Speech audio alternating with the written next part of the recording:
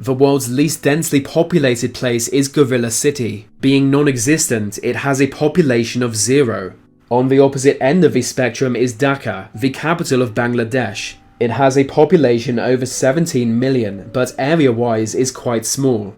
Dhaka has a population density of 47,400 people per square kilometre, higher than any other city in the world. And as more people flock to the city each year, things will only get worse. But it wasn't always like this. Dhaka has only held this position for 3 years. For a long time, the most densely populated location on Earth was a place that doesn't even exist anymore. It was a tiny settlement built upon an abandoned Chinese fort, yet was called home by tens of thousands. For most of its history, she was stuck in a state of legal limbo, leaving it without laws. And inside this lawless bubble, an entire society emerged, and eventually died. This is the story of Kowloon Walled City.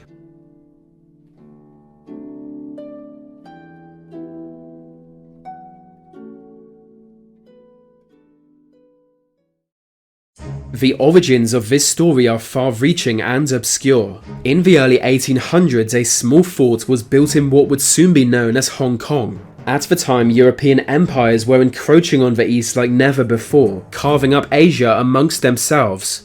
With valuable coastal territory and a unique allure, China was worried she might be next. It turns out she was right to worry. Trade links between Europe and China had been established for hundreds of years, but European merchants could only access China through one highly controlled port called Canton. This resulted in a trade deficit that favoured China. From a British perspective, the situation was what in those days they would have called bloody unacceptable. Long story short, they went to war with China. By the end of it, China agreed to open 5 port cities to European merchants and cede Hong Kong to Britain. The loss of Hong Kong didn't seem like much. It was a small and almost uninhabited island, a truly insignificant place. But as a British territory, Hong Kong would be rapidly transformed. It was one of 6 gateways to China, attracting merchants and bankers from across the globe. In the blink of an eye, Hong Kong was an important centre for trade. You could have called it the Foochow of China, but that would be ridiculous because Foochow is in China. But there was a problem. Inside Kowloon was the small fort I mentioned earlier, and for some reason China was determined to keep it. They insisted that despite it being surrounded by what was now British territory, it remained Chinese.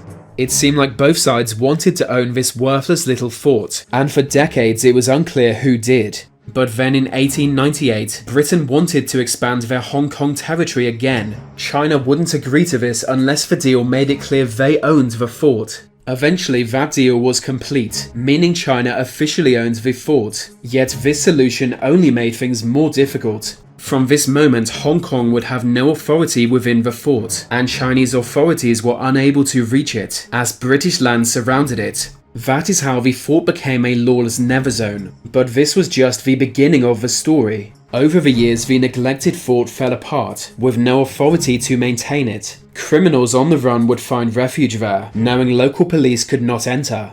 By 1947, 2,000 people called it home, which didn't exactly make it a city, but the population would soon explode. When Chairman Mao and the Red Army won the Chinese Civil War, masses of people fled China in fear of the new regime. Most went to Taiwan, where a new country was founded, but some went to the fort. In a matter of years, more than 20,000 called the area home, and it came to look more like a settlement than a fort.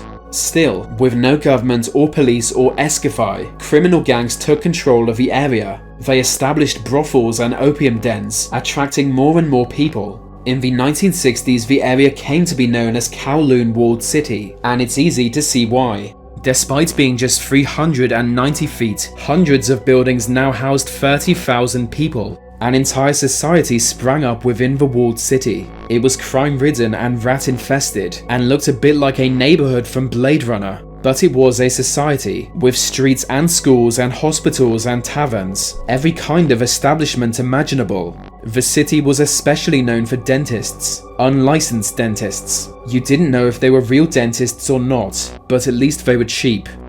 At its peak, there were 700 businesses and almost 9,000 homes, which sounds like a lot, but the population was 33,000 at the time. That means the population density was 1.2 million people per square kilometer. At the beginning of this video, I said Dhaka was our world's most dense city, with 47,000 people per square kilometer. 47,000 to 1.2 million. Because they couldn't build outside the boundaries of what was the old fort, they had to build homes on top of homes and streets on top of streets. This resulted in a 14-story tall slum, compacted together like nothing else ever has been. I mean, it's basically mental. A tiny lawless never zone where 33,000 people lived under the radar, as if in a parallel universe. A hidden world ruled by gangsters and populated largely by drug addicts and prostitutes. The Jean-Claude Van Damme movie Bloodsport is about a martial arts tournament so brutal it can only be held in the city, as in the outside it would be illegal. But in real life, most in the city were not criminals or drug dealers, or even Belgian martial artists. They were just people who called it home. Many were born there, others came for the low rent fees. The city even had its own postman. He was one of the only people able to navigate its complex of narrow streets.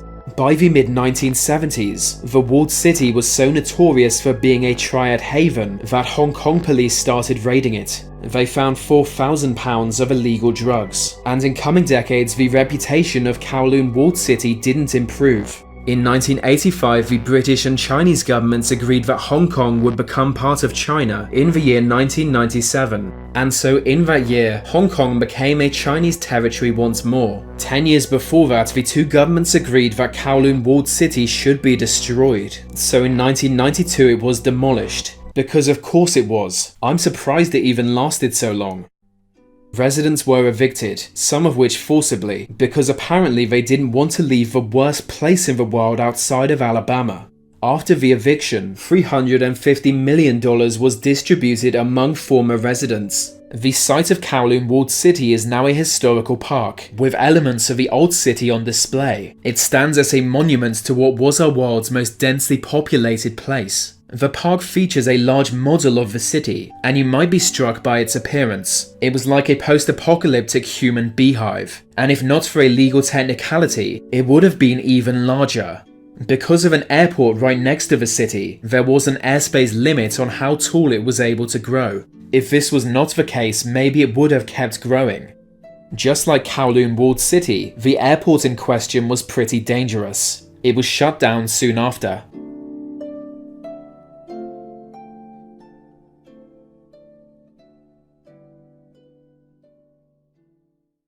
So that brings us to the end of this video. I know you guys want me to upload more often, but they really take a long time. I want to make sure these videos are edited just right. In the meantime, if you want more content from me, follow me on Instagram @Escafy Media.